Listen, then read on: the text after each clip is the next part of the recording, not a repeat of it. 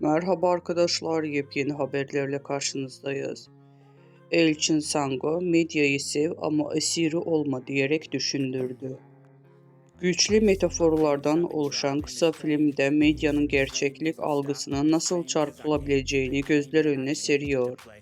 Elçin Sango'nun fotoğraflarında görünmemesinin medya tarafından tükenilen bir figür haline getirildiğinde gerçek kimliğinin kaybolduğunu sembolize ediyor. Medyaya esir olamam uyarısı insanlarda medya tüketiminde bilinçli olmalarını hatırlatıyor. Bu kısa filmde Sango medyanın güçlü ve bireyleri üzerinde etkisini eleştirirken izleyiciler medya tüketiminde dikkatli ve bilinçli olmaları gerçeğini hatırlatıyor.